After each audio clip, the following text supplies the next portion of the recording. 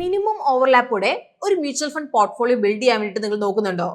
എങ്കിൽ നിങ്ങളുടെ പോർട്ട്ഫോളിയോയിലേക്ക് ഒരുപാട് മ്യൂച്വൽ ഫണ്ട് സ്കീമുകൾ ആഡ് ചെയ്തുകൊണ്ട് നിങ്ങൾക്ക് ഇവിടെ എത്താൻ വേണ്ടിയിട്ട് സാധിക്കില്ല. അപ്പോൾ 10-12 മ്യൂച്വൽ ഫണ്ട് ഹോൾഡ് ചെയ്യുമ്പോൾ ഡൈവേഴ്സിഫിക്കേഷൻ ഒക്കെ ഉണ്ടെന്ന് നിങ്ങൾക്ക് തോന്നാം. എന്നാൽ മിനിമം ഓവർലാപ്പോടെ ഒരു മ്യൂച്വൽ ഫണ്ട് പോർട്ട്ഫോളിയോ ഉണ്ടാക്കിയെടുക്കണമെങ്കിൽ ഒരുപാട് മ്യൂച്വൽ ഫണ്ട് സ്വന്തമാക്കുന്നതല്ല, മറിച്ച് ഡിഫറെന്റ് സോഴ്സ് ഓഫ് റിട്ടേൺസ് നൽകുന്ന ഇക്വിറ്റി ഫണ്ട്സിലേക്ക് ഇൻവെസ്റ്റ് ചെയ്യണം. നമ്മളുടെ ഒരുപാട് മ്യൂച്വൽ ഫണ്ട് സ്കീം വെച്ച് നിങ്ങളുടെ പോർട്ട്ഫോളിയോ ഡൈവേഴ്സിഫൈ ചെയ്യാൻ സാധിക്കാത്ത എന്താണ്? സപ്പോസ് നിങ്ങൾക്ക് ഒരു 6-7 മ്യൂച്വൽ ഫണ്ട് സ്കീമുകളിലേക്ക് നിങ്ങൾ ഇൻവെസ്റ്റ് ചെയ്യാണ്. പക്ഷേ ഈ ഒരു ഫണ്ട് എല്ലാം തന്നെ ഓൾമോസ്റ്റ് സെയിം സ്റ്റോക്കിലേക്ക് തന്നെയാണ് ഇൻവെസ്റ്റ് ചെയ്യുന്നത്. അതുപോലെ സെയിം സ്ട്രാറ്റജിയാണ് ഇവിടെ ഫോളോ ചെയ്യുന്നത്, അല്ലെങ്കിൽ സെയിം സെക്ടേഴ്സിലേക്ക് ഹെവി എക്സ്പോഷർ ഉണ്ട്. അപ്പൊ ഇവിടെ നിങ്ങൾക്ക് തോന്നാം നിങ്ങളുടെ പോർട്ട്ഫോളിയോ ഡൈവേഴ്സിഫൈഡ് ആണെന്ന്. പക്ഷേ മാർക്കറ്റിൽ ഇപ്പോൾ എന്തെങ്കിലും ഒരു ഇവന്റ് ഉണ്ടായി നിങ്ങൾക്ക് കൂടുതൽ എക്സ്പോഷർ ഉള്ള സെക്ടർ അല്ലെങ്കിൽ സ്റ്റോക്സിനെ അത് ബാധിച്ചാൽ നിങ്ങളുടെ മ്യൂച്വൽ ഫണ്ട് പോർട്ട്ഫോളിയോ മൊത്തത്തിൽ നല്ല രീതിയിൽ അത് അഫക്റ്റ് ആവാനുള്ള സാധ്യതയുണ്ട്. സോ ഇന്നത്തെ നമ്മുടെ വീഡിയോയിൽ മിനിമം ഓവർലാപ്പ് ഉള്ള ഒരു മ്യൂച്വൽ ഫണ്ട് പോർട്ട്ഫോളിയോ ബിൽഡ് ചെയ്യാൻ സഹായിക്കുന്ന മ്യൂച്വൽ ഫണ്ട് കാറ്റഗറീസ് ആണ് നമ്മൾ നോക്കാൻ പോകുന്നത്. So let's begin today's video.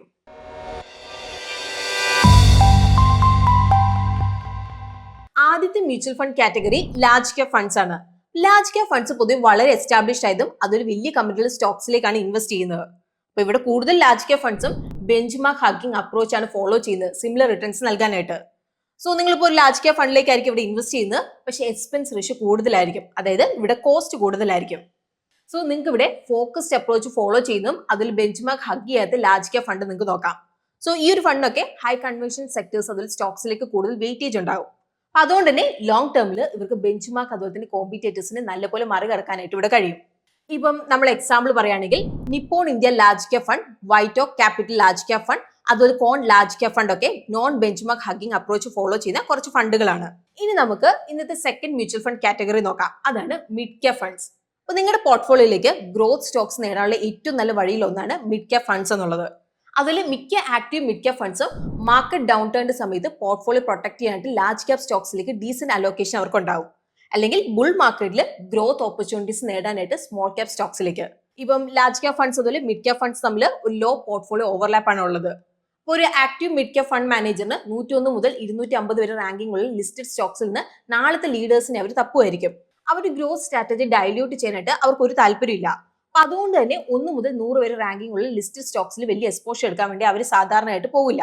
കാരണം ഒരു പ്യൂർ ലാർജ് ക്യാപ് ഫണ്ടും ഒരു പ്യൂർ മിഡ് ക്യാപ് ഫണ്ടും തമ്മിലുള്ള സ്റ്റോക്ക് ഓവർലാപ്പ് പൊതുവെ 5 മുതൽ 10% മാത്രമാണ്. സോ നിങ്ങൾക്ക് ഈ രണ്ട് കാറ്റഗറിയും നിങ്ങളുടെ പോർട്ട്ഫോളിയോയിലേക്ക് ആഡ് ചെയ്യുന്നത് നിങ്ങൾക്ക് റിയൽ ഡൈവേഴ്സിഫിക്കേഷൻ നിങ്ങൾക്ക് ഇവിടെ ലഭിക്കും. ഇനിയിപ്പോൾ true to label mid cap funds നിങ്ങൾക്ക് നോക്കാം. ഇത് പോർട്ട്ഫോളിയോയിൽ കൂടുതൽ മിഡ് ക്യാപ് ഫണ്ട്സിനെയാണ് ഫോക്കസ് ചെയ്യുന്ന ഫണ്ട്സ് ആണ്. അപ്പൊ അതുകൊണ്ട് തന്നെ ഇവരുടെ പോർട്ട്ഫോളിയോ ലാർജ് ക്യാപ് സ്റ്റോക്സിലേക്ക് ഫോക്കസ് ചെയ്യുന്ന ലാർജ് ക്യാപ് ഫണ്ടിന്റെ പോർട്ട്ഫോളിയോ തമ്മിലുള്ള ഓവർലാപ്പ് വളരെ കുറവായിരിക്കും. ഇപ്പൊ 10 ഇയർ റിട്ടേൺസിന്റെ ബേസിൽ ടോപ്പ് 3 മിഡ് ക്യാപ് ഫണ്ട്സ് വരുന്ന ഇതൊക്കെയാണ്. ഇനി നമുക്ക് തേർഡ് മ്യൂച്വൽ ഫണ്ട് കാറ്റഗറി നോക്കാം, അതാണ് സ്മോൾ ക്യാപ് ഫണ്ട്സ്. അപ്പൊ സ്മോൾ ക്യാപ് ഫണ്ട്സ് ഇൻവെസ്റ്റ് ചെയ്യുന്ന മാർക്കറ്റ് സൈസിന്റെ ബേസിൽ 250 മുതൽ റാങ്കിംഗ് ഉള്ള കമ്പനീസിലേക്കാണ് അവർ ഇൻവെസ്റ്റ് ചെയ്യുന്നത്. അപ്പൊ സ്മോൾ ക്യാപ് യൂണിവേഴ്സ് വളരെ വലുതാണ്, 4000-ലധികം ലിസ്റ്റഡ് കമ്പനീസ് ഈ ഒരു സെഗ്മെന്റിലുണ്ട്. അതുകൊണ്ട് തന്നെ ഓരോ സ്മോൾ ക്യാപ് ഫണ്ടും ഡിഫറെന്റ് കമ്പനീസ് സെലക്ട് ചെയ്യാനുള്ള ചാൻസ് ഇവിടെ വളരെ കൂടുതലാണ്. ഇതിന്റെ റിസൾട്ട് എന്താണ്? രണ്ട് സ്മോൾ ക്യാപ് ഫണ്ട് തമ്മിലുള്ള പോർട്ട്ഫോളിയോ ഓവർലാപ്പ് നോർമലി വളരെ കുറവായിരിക്കും. അതുപോലെ small cap fund portfolio mid ക്യാപ്പും ലാർജ് ക്യാപ്പിനേക്കാളും വളരെ ഡിഫറെന്റ് ആയിരിക്കും. എന്നാൽ നിങ്ങൾക്ക് ഇവിടെ പല അപ്രോച്ചസ് ഫോളോ ചെയ്യുന്ന സ്മോൾ ക്യാപ് ഫണ്ട് നിങ്ങൾക്ക് നോക്കാവുന്നതാണ്. അതായത് നിങ്ങളുടെ പോർട്ട്ഫോളിയോയിൽ നിങ്ങൾക്ക് 2 സ്മോൾ ക്യാപ് ഫണ്ട്സ് വേണമെന്നുണ്ടെങ്കിൽ നിങ്ങൾക്ക് വാല്യൂ അതുപോലെ ഗ്രോത്ത് പോലത്തെ അപ്രോച്ചസ് ഫോളോ ചെയ്യാവുന്നതാണ്. ഇപ്പൊ 10 ഇയർ റിട്ടേൺസിന്റെ ബേസിൽ ടോപ്പ് 3 സ്മോൾ ക്യാപ് ഫണ്ട്സ് വരുന്ന ഇതൊക്കെയാണ്. ഒരു കാര്യം നിങ്ങളിവിടെ പ്രത്യേകമായിട്ട് ശ്രദ്ധിക്കുക, മിഡ് ക്യാപ്പും സ്മോൾ ക്യാപ് ഫണ്ട്സ് വഴി ലാർജ് ക്യാപ് സ്പേസിൽ ഇല്ലാത്ത അല്ലെങ്കിൽ വളരെ കുറച്ച് പ്രസൻസ് മാത്രമുള്ള ഇൻഡസ്ട്രിയിലേക്ക് നിങ്ങൾക്ക് ഇൻവെസ്റ്റ് ചെയ്യാൻ വേണ്ടിയിട്ട് ഇവിടെ അവസരം ലഭിക്കും. ഇപ്പം നമ്മൾ പറയുകയാണെങ്കിൽ fintech, telecom equipment and accessories, house hold products പോലെയുള്ള സെക്ടേഴ്സ്. അപ്പൊ ഇതുവഴി നിങ്ങൾക്ക് നല്ല ഡൈവേഴ്സിഫിക്കേഷൻ ലഭിക്കും. അതുപോലെ ഒരു ഓൾറൗണ്ടഡ് പോർട്ട്ഫോളിയോ ബിൽഡ് ചെയ്യാനുള്ള അവസരം നിങ്ങൾക്ക് ഇവിടെ ലഭിക്കും. ഇനി അടുത്ത കാറ്റഗറി വരുന്നത് ഏറ്റവും പോപ്പുലർ കാറ്റഗറിയിൽ ഒന്നാണ്, അതാണ് ഫ്ലെക്സി ക്യാപ് ഫണ്ട്സ്. അപ്പൊ ഫ്ലെക്സി ക്യാപ് ഫണ്ട്സിന് ഒരു റെസ്ട്രിക്ഷനും ഇല്ലാതെ ലാർജ്, മിഡ് അതുപോലെ സ്മോൾ ക്യാപ് സ്റ്റോക്സിലേക്ക് ഇൻവെസ്റ്റ് ചെയ്യാൻ സാധിക്കുന്നതാണ്. ഇപ്പം മാർക്കറ്റ് വോളറ്റൈൽ ആണെങ്കിൽ ഫ്ലെക്സി ക്യാപ് മാനേജറിന് ലാർജ് ക്യാപ് സ്റ്റോക്സിലേക്കുള്ള എക്സ്പോഷർ കൂട്ടാം.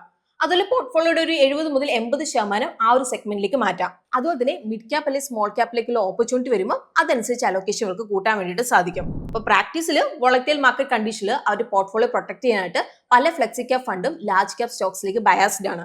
അതുകൊണ്ട് തന്നെ ലാർജ് ക്യാപ് ഫണ്ടായിട്ട് പോർട്ട്ഫോളിയോ ഓവർലാപ്പ് കൂടുതലായിരിക്കും. അപ്പോൾ ഈ ഒരു പ്രശ്നം ഒഴിവാക്കാനായിട്ട് മിഡ് ക്യാപ്പും സ്മോൾ ക്യാപ് സ്റ്റോക്സിലേക്കുള്ള കൂടുതൽ അലോക്കേഷനുള്ള ഫ്ലെക്സി ക്യാപ് ഫണ്ട്സ് നോക്കുന്നതായിരിക്കും നല്ലത്. അപ്പൊ ഇങ്ങനെ ചെയ്യുവാണെങ്കിൽ നിങ്ങളുടെ പോർട്ട്ഫോളിയോ കൂടുതൽ നന്നായിട്ട് ഡൈവേഴ്സിഫൈ ചെയ്യാൻ വേണ്ടിയിട്ട് സാധിക്കും. ഇവിടെ 10 ഇയർ റിട്ടേൺസിന്റെ ബേസിൽ ടോപ്പ് 3 ഫ്ലെക്സി ക്യാപ് ഫണ്ട്സ് വരുന്ന ഇതൊക്കെയാണ്. ഇനി അടുത്ത കാറ്റഗറി വളരെ യുണീക്ക് ആണ്. കാരണം ഇത് ഇന്ത്യൻ സ്റ്റോക്ക് മാർക്കറ്റിൽ നല്ല ഡൈവേഴ്സിഫിക്കേഷൻ നൽകാൻ വേണ്ടിയിട്ട് സഹായിക്കും. അതാണ് വാല്യൂ ഫണ്ട്സ്. വാല്യൂ ഫണ്ട് എന്ന് പറഞ്ഞാൽ ഇപ്പൊ മാർക്കറ്റ് അണ്ടർ വാല്യൂഡ് ആയിട്ട് പ്രൈസ് ചെയ്യുന്ന കമ്പനീസിൽ ഇൻവെസ്റ്റ് ചെയ്യുന്ന ഫണ്ട്സ് ആണ്. അപ്പൊ നമ്മളിപ്പോ സിമ്പിൾ ആയിട്ട് പറഞ്ഞാൽ കമ്പനിയുടെ യഥാർത്ഥ മൂല്യത്തിനേക്കാളും കുറഞ്ഞ വിലയിൽ ട്രേഡ് ചെയ്യുന്ന സ്റ്റോക്സ് ആണ് ഇവർ വാങ്ങുന്നത്. അപ്പൊ ഇതിനെയാണ് നമ്മൾ ഇൻട്രൻസിക് വാല്യൂ ഇൻവെസ്റ്റിംഗ് എന്ന് പറയുന്നത്. അപ്പൊ ഇൻട്രൻസിക് വാല്യൂ എന്ന് പറഞ്ഞാൽ ഒരു അസറ്റ് എന്നേക്ക് ഹോൾഡ് ചെയ്യാനായിട്ട് നമ്മൾ കൊടുക്കാൻ റെഡി ആവുന്ന മാക്സിമം വാല്യൂ ആണ്. ഇപ്പം നമ്മൾ എക്സാമ്പിൾ പറയുകയാണെങ്കിൽ ₹1 ഇൻട്രൻസിക് വാല്യൂ ഉള്ള ഒരു കമ്പനി നമ്മൾ ₹0.5 വാങ്ങുവാണെങ്കിൽ 50% മാർജിൻ ഓഫ് സേഫ്റ്റി ഉണ്ടാകും. ഇപ്പൊ 10-year റിട്ടേൺസിന്റെ ബേസിൽ ടോപ്പ് 3 വാല്യൂ ഫണ്ട്സ് വരുന്നത് ഇതൊക്കെയാണ്. നിങ്ങൾക്ക് കോൺട്രാ ഫണ്ട്സ് കൺസിഡർ ചെയ്യാവുന്നതാണ്. കോൺട്രാ ഫണ്ട്സ് എന്ന് പറഞ്ഞാൽ ഇപ്പൊ മാർക്കറ്റിൽ അണ്ടർ പെർഫോം ചെയ്യുന്ന ഔട്ട് ഓഫ് ഫേവർ അല്ലെങ്കിൽ ഇൻവെസ്റ്റേഴ്സ് അധികം ശ്രദ്ധിക്കാത്ത സ്റ്റോക്സും സെക്ടേഴ്സിലേക്ക് ഇൻവെസ്റ്റ് ചെയ്യുന്ന ഫണ്ട്സ് ആണ്. അപ്പൊ ഇവിടുത്തെ ഐഡിയ എന്താന്ന് വെച്ചാൽ ഈ സ്റ്റോക്സ് ഇപ്പോഴും അണ്ടർ വാല്യൂഡ് ആണ്. എന്നാൽ ലോങ് ടേമിൽ ഇവർ തിരിച്ചു വരുമെന്നുള്ള പ്രതീക്ഷയിലാണ് ഇവിടെ ഇൻവെസ്റ്റ് ചെയ്യുന്നത്. ഇനി നമുക്കൊരു ഇൻട്രസ്റ്റിംഗ് ഫാക്ട് നോക്കാം. മ്യൂച്വൽ ഫണ്ട് ഇൻഡസ്ട്രിയുടെ ഇക്വിറ്റി അസറ്റിൽ ഏകദേശം 55% വെറും 50 സ്റ്റോക്സിലേക്കാണ് ഇൻവെസ്റ്റ് ചെയ്തിരിക്കുന്നത്. അപ്പൊ നിങ്ങൾ വിചാരിക്കും പല മ്യൂച്വൽ ഫണ്ട്സിൽ ഇൻവെസ്റ്റ് ചെയ്യുന്നുണ്ടെന്ന്. പക്ഷെ ആക്ച്വലി നിങ്ങളുടെ പണത്തിന്റെ വലിയൊരു ഭാഗം 50 സ്റ്റോക്സിലേക്ക് തന്നെയാണ് ഇവിടെ വരുന്നത്. അപ്പൊ ഇവിടെയാണ് കോൺട്രാ ഫണ്ട്സിന്റെ ഇമ്പോർട്ടൻസ് വരുന്നത്. അപ്പോൾ ഡിഫറെന്റ് സ്റ്റോക്സിലേക്കും സെക്ടേഴ്സിലേക്കും എക്സ്പോഷർ നൽകുന്നുണ്ട് ട്രൂ ഡൈവേഴ്സിഫിക്കേഷൻ നൽകാൻ വേണ്ടിയിട്ട് സഹായിച്ചേക്കാം. ഇവിടെ ഈ വാല്യൂ ഫണ്ടും കോൺട്രാ ഫണ്ടും തമ്മിലുള്ള ഡിഫറൻസ് എന്താണ്? വാല്യൂ ഫണ്ട്സിൽ ഫണ്ടമെന്റലി സ്ട്രോങ് ആയ കമ്പനീസ് അവർ ട്രൂ വാല്യൂവിനേക്കാളും കുറഞ്ഞ പ്രൈസിൽ ട്രേഡ് ചെയ്യുമ്പോഴാണ് നമ്മൾ ഇൻവെസ്റ്റ് ചെയ്യുന്നത്. എന്നാൽ കോൺട്രാ ഫണ്ട്സിൽ അണ്ടർ പെർഫോം ചെയ്യുന്ന സ്റ്റോക്സും സെക്ടേഴ്സ് ആണ് നമ്മളിവിടെ സെലക്ട് ചെയ്യുന്നത്. സോ വാല്യൂ ഫണ്ട്സ് ട്രൂ വാല്യൂവിനേക്കാളും താഴെ ട്രേഡ് ചെയ്യുന്ന പോപ്പുലർ സ്റ്റോക്സിലേക്കായിരിക്കും ഇൻവെസ്റ്റ് ചെയ്യുന്നത്. എന്നാൽ contra funds popular stocks avoid ചെയ്യും. ഇവിടെ നിങ്ങൾ നോട്ട് ചെയ്യുക, ലോങ് ട്രാക്ക് റെക്കോർഡുള്ള 3 കോൺട്രാ ഫണ്ട്സ് മാത്രമാണ് ഉള്ളത്. അതിൽ 10 ഇയേഴ്സിൽ ഈ ഒരു ഫണ്ട് എല്ലാം ബെഞ്ച് മാർക്കിനെ മറികടന്നിട്ടുണ്ട്. ഇനി ഇന്നത്തെ നമ്മുടെ ലിസ്റ്റിലെ ഫൈനൽ കാറ്റഗറി വരുന്നത് ഇന്റർനാഷണൽ ഫണ്ട്. ഇന്റർനാഷണൽ ഫണ്ട് നിങ്ങൾക്ക് ഇങ്ങനെ ചിന്തിക്കാം, ഒരു രാജ്യത്തിന്റെ ബാസ്ക്കറ്റിലേക്ക് നിങ്ങളുടെ എല്ലാ ഫൈനാൻഷ്യൽ എക്സും വെക്കാതിരിക്കാനുള്ള ഒരു വഴിയായിട്ട് നിങ്ങൾക്ക് ഇത് കണക്കാക്കാം. ഇപ്പം നിങ്ങളുടെ ഹോം കൺട്രിയുടെ എക്കോണമി നല്ല രീതിയിൽ പെർഫോം ചെയ്യുന്നുണ്ടെങ്കിലും ഗ്ലോബൽ സ്റ്റോക്ക് മാർക്കറ്റിന്റെ ഒരു ഭാഗം മാത്രമാണ് ഇത് റെപ്രസെന്റ് ചെയ്യുന്നത്. ഇപ്പം നമ്മൾ എക്സാമ്പിൾ പറയുകയാണെങ്കിൽ 2026 മെയ്യിൽ ഇന്ത്യയുടെ ഗ്ലോബൽ മാർക്കറ്റ് ക്യാപിറ്റലൈസേഷൻ ഷെയർ വെറും 3% വരെ ഇവിടെ കുറഞ്ഞു. അപ്പൊ നിങ്ങളുടെ പോർട്ട്ഫോളിയോ ഡൈവേഴ്സിഫൈ ചെയ്യാനായിട്ട് നിങ്ങൾക്ക് US സ്റ്റോക്ക് മാർക്കറ്റ് നിങ്ങൾക്ക് ഇവിടെ നോക്കാം. കാരണം ഇന്ത്യൻ അതുപോലെ തന്നെ US സ്റ്റോക്ക് മാർക്കറ്റ് തമ്മിലുള്ള കോറിലേഷൻ വളരെ കുറവാണ്. അതായത് S&P 500 against Nifty 500 correlation just 25.3%. അപ്പൊ ഇതുവഴി നിങ്ങൾക്ക് ഇന്ത്യൻ മാർക്കറ്റിലേക്ക് മാത്രം നിങ്ങൾ ഒതുങ്ങാതെ ഇപ്പം നെറ്റ്ഫ്ലിക്സ്, എൻവിഡിയ, ആൽഫബറ്റ് പോലെയുള്ള കമ്പനീസിലേക്ക് എക്സ്പോഷർ നേടാൻ വേണ്ടിയിട്ട് ഇന്റർനാഷണൽ ഫണ്ട്സ് നിങ്ങളെ സഹായിക്കും. നിങ്ങൾക്ക് ഇന്റർനാഷണൽ ഫണ്ടിൽ ഇൻവെസ്റ്റ് ചെയ്യുമ്പോൾ $US പോലെയുള്ള ഫോറിൻ കറൻസി ഡിനോമിനേറ്റഡ് അസറ്റ്സിലാണ് നിങ്ങൾ ഇവിടെ ഇൻവെസ്റ്റ് ചെയ്യുന്നത്. അതുകൊണ്ട് തന്നെ നിങ്ങളുടെ ഇൻവെസ്റ്റ്മെന്റ് ഒരു അഡീഷണൽ ഗ്രോത്ത് എഞ്ചിനും കൂടി നിങ്ങൾക്ക് ലഭിക്കുകയാണ്. കറൻസി ഫ്ലക്ച്വേഷൻ, അതായത് ഇപ്പൊ Indian rupee $US against depreciate ചെയ്താൽ നിങ്ങളുടെ overseas investment rupee value automatic ആയിട്ട് ഇവിടെ കൂടും. അപ്പൊ ഇത് റുപ്പി ഡിപ്രീസിയേഷൻ അഗൈൻസ്റ്റ് ഒരു പ്രൊട്ടക്ഷൻ പോലെ പ്രവർത്തിക്കും. 2020 മുതൽ 2026 വരെ S&P 500 പെർഫോമൻസും നിഫ്റ്റി 500 പെർഫോമൻസും തമ്മിൽ നമുക്ക് കമ്പയർ ചെയ്ത് നോക്കാം. അപ്പൊ ഈ ഒരു ടേബിളിൽ നിങ്ങൾക്ക് കാണാൻ പറ്റുന്ന പോലെ S&P 500ഉം നിഫ്റ്റി 500ഉം എല്ലാ സമയത്തും ഒരുപോലെ പെർഫോം ചെയ്യില്ല. ഒരു സമയത്ത് S&P 500 നല്ല രീതിയിൽ പെർഫോം ചെയ്യുമ്പോൾ മറ്റൊരു സമയത്ത് നിഫ്റ്റി 500 ആയിരിക്കും ബെറ്റർ ആയിട്ട് ഇവിടെ പെർഫോം ചെയ്യുന്നത്. അതുകൊണ്ട് തന്നെ US സ്റ്റോക്ക് മാർക്കറ്റിലേക്ക് ഫോക്കസ് ചെയ്യുന്ന ഇന്റർനാഷണൽ ഫണ്ട്സ് നമ്മുടെ പോർട്ട്ഫോളിയോയിലേക്ക് ആഡ് ചെയ്യുന്ന വഴി കൂടുതൽ ഡൈവേഴ്സിഫിക്കേഷൻ നിങ്ങൾക്ക് നേടാൻ വേണ്ടിയിട്ട് സാധിക്കും.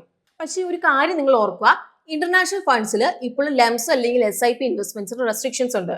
കാരണം RBIയും സെബിയും ഓവർസീസ് ഇൻവെസ്റ്റ്മെന്റ് സ്ട്രിക്ട് ലിമിറ്റ്സ് വെച്ചിട്ടുണ്ട്. ഇൻഡസ്ട്രി മൊത്തത്തിൽ $7 ബില്യൺ ആണ് limit.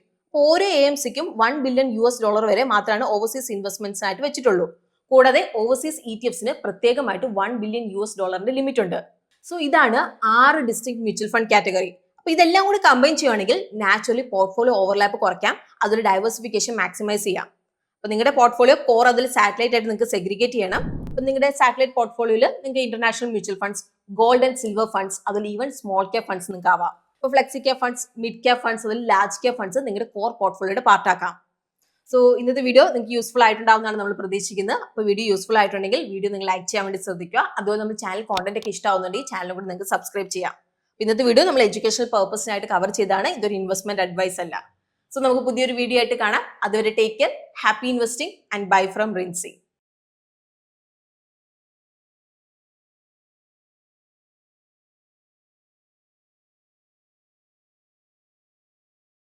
Investment in securities market are subject to market risks. Read all the related documents carefully before investing. Please read the risk disclosure documents carefully before investing in equity shares, derivatives, mutual fund, and or other instruments traded on the stock exchanges.